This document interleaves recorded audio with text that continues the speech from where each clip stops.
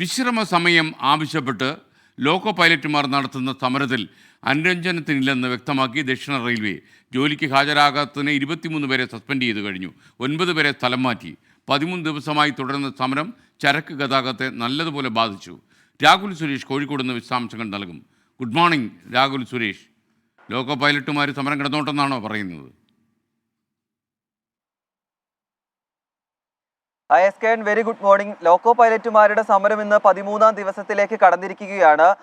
ഈ റെയിൽവേയുടെ സമീപനം അനുസരിച്ച് അത് തന്നെയാണ് മനസ്സിലാക്കേണ്ടത്. ലോക്കോ പൈലറ്റുമാരുടെ സമരത്തെ വേണ്ട രീതിയിൽ കണക്കാക്കാൻ റെയിൽവേ ഇതുവരെയും തയ്യാറായിട്ടില്ല. അനുരഞ്ജനത്തിന് റെയിൽവേ തയ്യാറാകുന്നില്ല എന്ന് തന്നെയാണ് നമ്മൾ മനസ്സിലാക്കുന്നത്. ചർച്ചയ്ക്ക് വിളിച്ചില്ല എന്ന് മാത്രമല്ല, പ്രതികാര ബുദ്ധിയോടെ തങ്ങളെ സമീപിക്കുന്നു എന്നും ലോക്കോ പൈലറ്റുമാർ ആരോപിക്കുന്നു.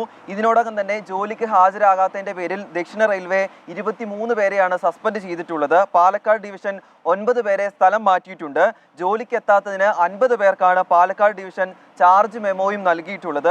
ഈ സമരം എന്തായാലും സാധാരണ ട്രെയിൻ സർവീസുകളെ ഇതുവരെയും ബാധിച്ചിട്ടില്ല, പക്ഷേ ചരക്ക് ഗതാഗതത്തെ കാര്യമായി തന്നെ ബാധിച്ചിട്ടുണ്ട്. ഈ സമരം ആരംഭിച്ച ഘട്ടത്തിൽ തന്നെ ചരക്ക് ഗതാഗതത്തിന് ഒരു നിയന്ത്രണം ഏർപ്പെടുത്തുകയും ചെയ്തിട്ടുണ്ട്. ഇവർ പ്രധാനമായും മുന്നോട്ട് വെക്കുന്ന 4 ആവശ്യങ്ങളാണ്. ആഴ്ചയിൽ 1 ദിവസം വിശ്രമം, തുടർച്ചയായ രാത്രി ഡ്യൂട്ടി 2 കുറയ്ക്കുക, ജോലി സമയം 10 മണിക്കൂറായി ചുരുക്കുക, 48 മണിക്കൂറിനുള്ളിൽ ഹെഡ് ക്വാർട്ടേഴ്സിലേക്ക് തിരിച്ചു വരാൻ സംവിധാനം ഒരുക്കുക തുടങ്ങി 4 ആവശ്യങ്ങളാണ് ഇവർ മുന്നോട്ട് വയ്ക്കുന്നത്. അപ്പോഴും അതിനെ കാര്യമായി പരിഗണിക്കാൻ റെയിൽവേ തയ്യാറാകുന്നില്ല. ആ പരിഗണന കിട്ടാത്ത പക്ഷം സമരവുമായി മുന്നോട്ട് പോകാനാണ് ഈ ലോക്കോ പൈലറ്റുമാരുടെ നിലവിലെ തീരുമാനം. Okay, thank you Rahul Suresh.